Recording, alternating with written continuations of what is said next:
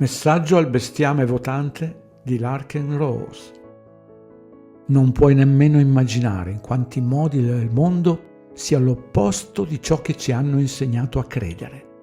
Quando vedi il tizio che vende droga ai clienti consenzienti, è per sfamare la sua famiglia come la feccia della terra, ma vedi l'ipocrita che regala denaro rubato in nome del governo come un santo. Quando vedi il tizio che cerca di evitare di essere derubato dai criminali dello Stato come un ladro e un evasore fiscale, ma vedi come virtuoso il politico che regala lo stesso bottino rubato a persone a cui non appartiene.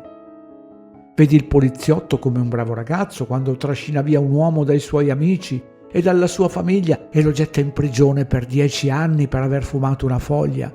Ma vedi chiunque si difenda da un fascismo così barbaro come la forma di vita più bassa, un assassino di poliziotti. In realtà la maggior parte degli spacciatori di droga sono più virtuosi di qualsiasi assistente sociale del governo e le prostitute hanno molto meno di cui vergognarsi delle prostitute politiche, perché commerciano solo con ciò che è loro di diritto e solo con coloro che vogliono commerciare con loro.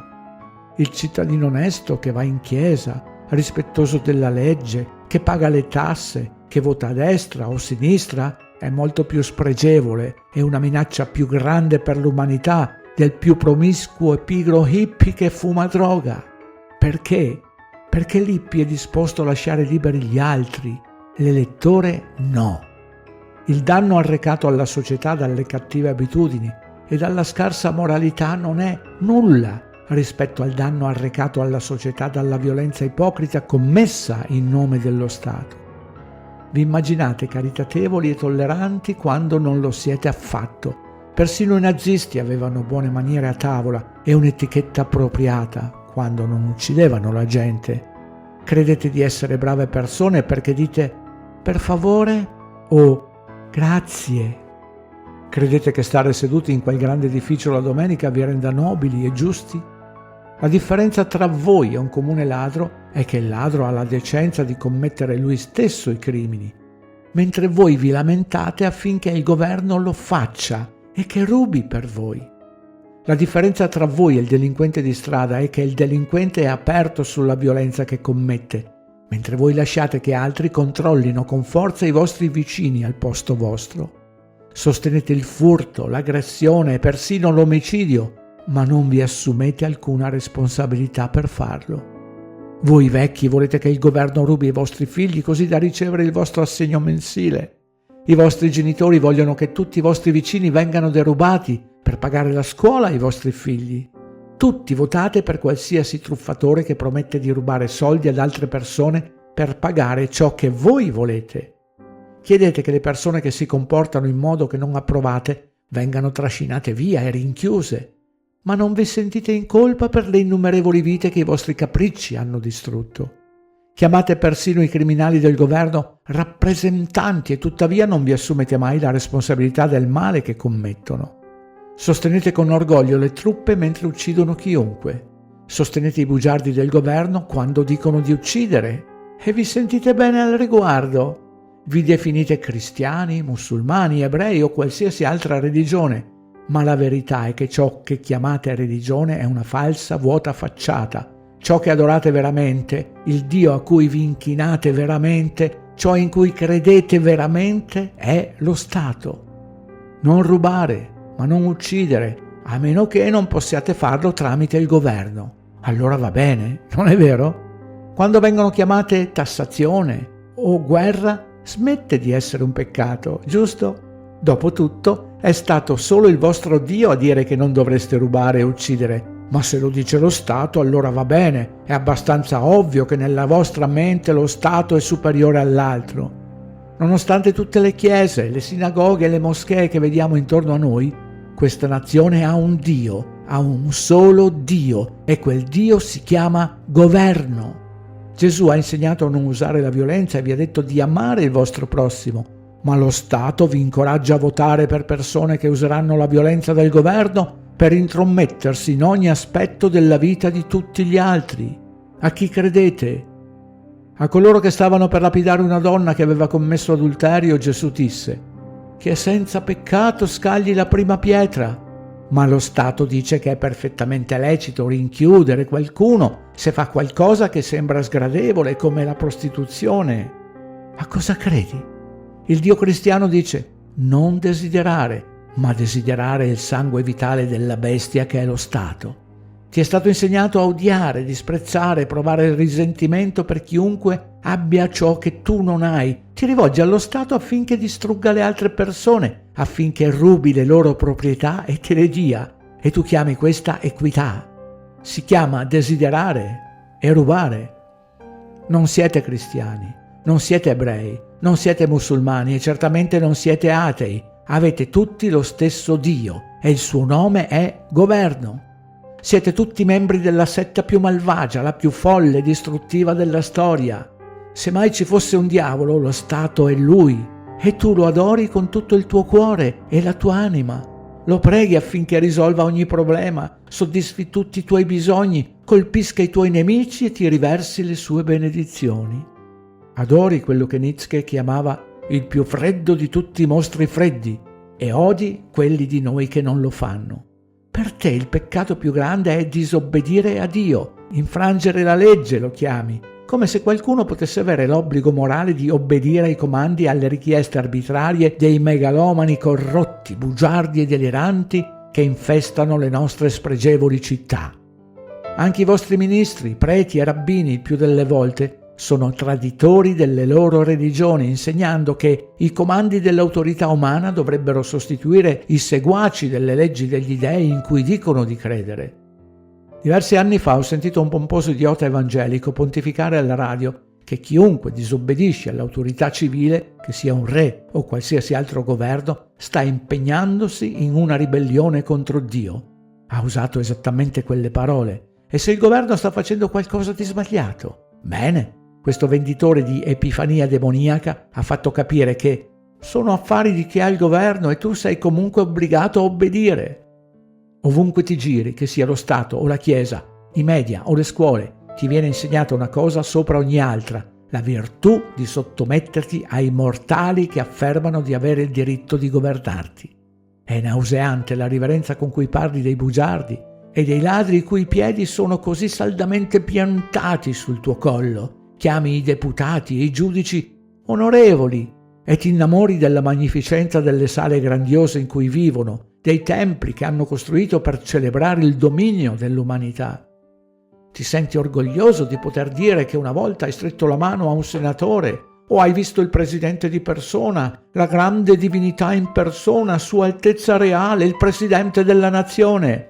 Pronunci il titolo come se ti riferissi a Dio Onnipotente. Il vocabolario è cambiato un po', ma la tua mentalità non è diversa da quella dei contadini striscianti di un tempo, che chinavano il viso nella polvere con un senso di indegnità e umiltà quando erano in presenza di qualsiasi narcisista che si fosse dichiarato il loro legittimo signore e padrone.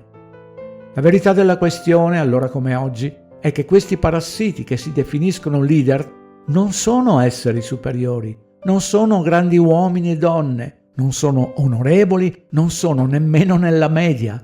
Le persone che guadagnano onestamente da vivere, dagli imprenditori sofisticati ai braccianti analfabeti che svolgono i compiti più umili che possiate immaginare, quelle persone meritano rispetto. Quelle persone che tratti con cortesia e civiltà. Ma gli imbroglioni che rivendicano il diritto di governarti e pretendono la tua sottomissione e obbedienza meritano solo il tuo disprezzo e il tuo scherno.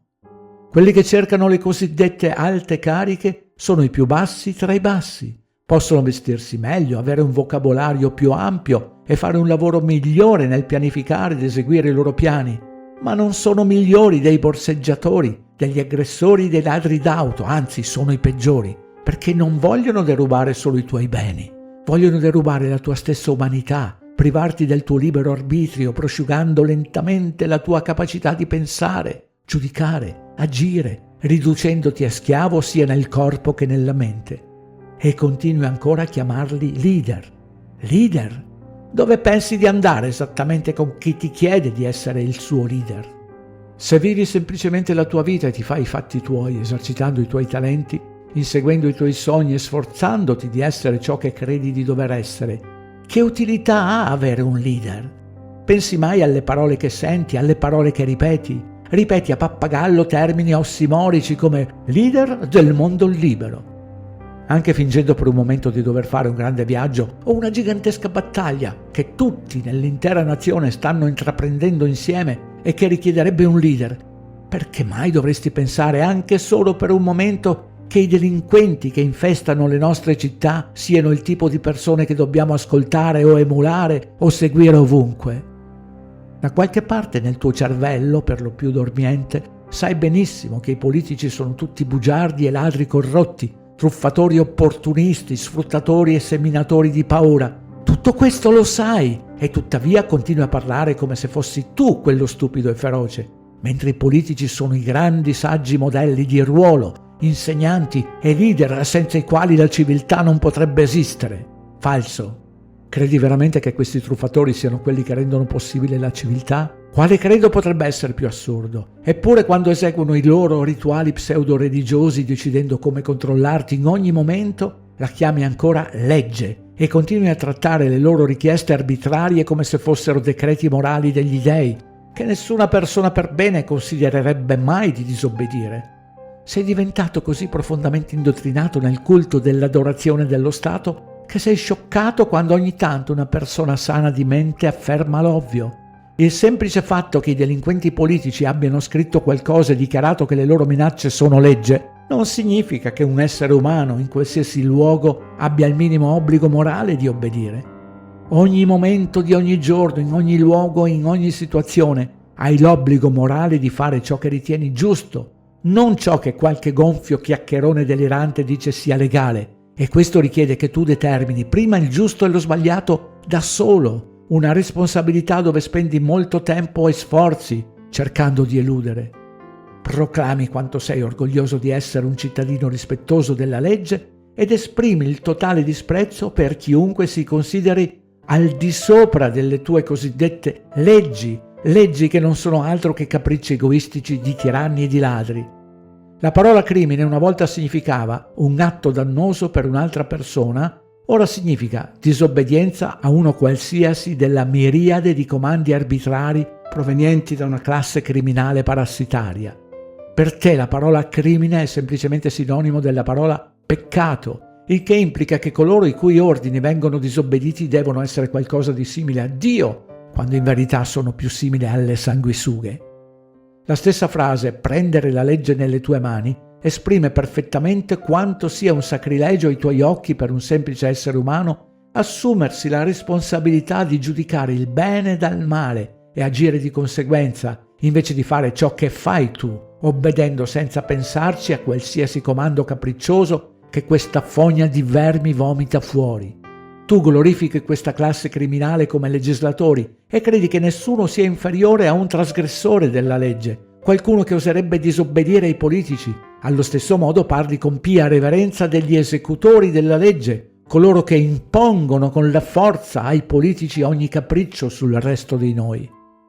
Quando lo Stato usa la violenza, lo immagini come intrinsecamente retta e giusta, e se qualcuno oppone resistenza, ai tuoi occhi è una vita spregevole e meschina, criminali terroristi senza legge, come i criminali terroristi senza legge che aiutarono gli schiavi a fuggire dalla piantagione, come i criminali terroristi senza legge che aiutarono gli ebrei a fuggire dalla macchina di morte del Terzo Reich, come i criminali terroristi senza legge che furono schiacciati a morte sotto i carri armati del governo cinese rosso in piazza Tiananmen, come tutti i criminali terroristi senza legge della storia che hanno avuto il coraggio di disobbedire al flusso infinito di tiranni e oppressori che hanno chiamato la loro violenza autorità e legge, e questo include i criminali terroristi senza legge che hanno forgiato la globalizzazione. Tutto ciò che pensi di sapere è al contrario, capovolto e rovesciato, ma ciò che prende la torta, il culmine della tua follia, è il fatto che tu consideri i terroristi violenti le uniche persone sul pianeta che si oppongono all'inizio della violenza contro i propri simili anarchici, volontaristi e libertari. Usiamo la violenza solo per difenderci da qualcuno che inizia la violenza contro di noi. Non la usiamo per nient'altro. Nel frattempo il tuo sistema di credo è completamente schizofrenico e contraddittorio. Da una parte insegna ai giovani schiavi che la violenza non è mai la risposta, ma dall'altra parte della bocca sostieni che tutti e tutto, ovunque, in ogni momento, siano controllati, monitorati, tassati e regolamentati attraverso la forza del governo. In breve, sta insegnando ai tuoi figli che i padroni possono usare la violenza quando vogliono, ma gli schiavi non devono mai resistere. Indottrinate i vostri figli a una vita di sottomissione impotente e irriflessiva, mettete le catene attorno ai loro piccoli colli e stringete forte il lucchetto e, cosa peggiore di tutte, vi sentite bene al riguardo. Da una parte della bocca condannate i mali del fascismo e del socialismo e lamentate le ingiustizie dei regimi di Hitler, Stalin e Mao, mentre dall'altra parte della bocca predicate esattamente ciò che hanno fatto loro. L'adorazione della collettività, la sottomissione di ogni individuo a quella follia malvagia che porta l'etichetta ingannevole di bene comune. Continuate a blaterare di diversità e apertura mentale, poi supplicate i vostri padroni di regolamentare e controllare ogni aspetto della vita di tutti, creando una gigantesca mandria, una massa di conformisti irriflessivi. Indossate vestiti diversi, avete acconciature diverse e pensate che questo vi renda diversi. Eppure tutte le vostre menti sono schiavizzate dallo stesso club di padroni e controllori. Pensi quello che ti dicono di pensare e fai quello che ti dicono di fare, mentre ti immagini progressista, ben pensante e illuminato.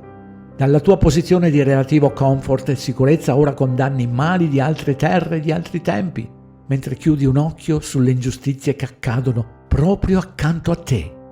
Tu dici che se fossi vissuto in quegli altri luoghi, in quegli altri tempi, saresti stato tra coloro che si sarebbero ribellati all'oppressione e hanno difeso gli oppressori, ma è una menzogna. Saresti stato proprio lì con il resto del gregge di pecore ben addestrate, chiedendo a gran voce che gli schiavi venissero picchiati, che le streghe venissero bruciate, che i non conformisti e i ribelli venissero distrutti. Come faccio a saperlo? Perché è esattamente quello che state facendo oggi. Le ingiustizie e le oppressioni di oggi sono di moda e popolari e coloro che vi resistono, vi dite, sono solo malcontenti e mostri, persone i cui diritti non contano, persone che meritano di essere schiacciate sotto lo stivale dell'autorità. Non è così? Voi, un branco di ipocriti senza spina dorsale e senza scrupoli, guardatevi allo specchio, date un'occhiata a ciò che immaginate essere giusto e gentile. Siete il giocattolo del diavolo. La folla di migliaia di persone che applaudiva selvaggiamente i discorsi di Adolf Hitler eravate voi. La folla che chiedeva che Gesù Cristo fosse inchiodato alla croce eravate voi. Gli invasori bianchi che celebravano il massacro all'ingrosso di quei pelle rossa senza Dio eravate voi.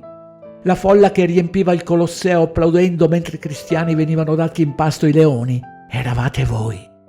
Nel corso della storia la sofferenza e l'ingiustizia perpetua che si sono verificate su una scala incomprensibile è stata tutta colpa di persone come te, conformisti ben addestrati e completamente indottrinati, persone che fanno come gli viene detto, che si inchinano orgogliosamente ai loro padroni, che seguono la folla credendo a ciò che credono tutti gli altri e pensano a qualsiasi cosa l'autorità dica loro di pensare.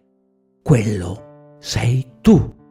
E la tua ignoranza non è perché la verità non ti è accessibile. Ci sono stati radicali che l'hanno predicata per migliaia di anni.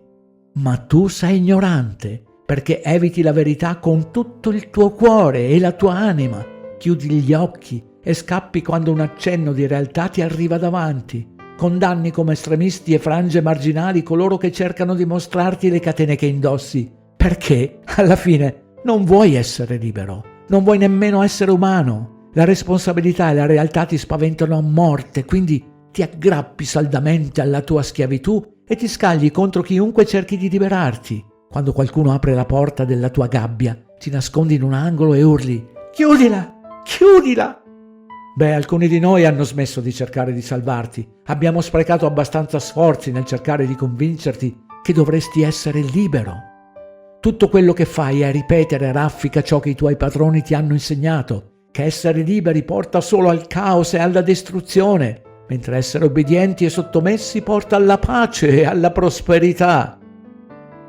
Non c'è nessuno più cieco di chi non vuole vedere, e tu, nazione di pecore, preferiresti morire piuttosto che vedere la verità.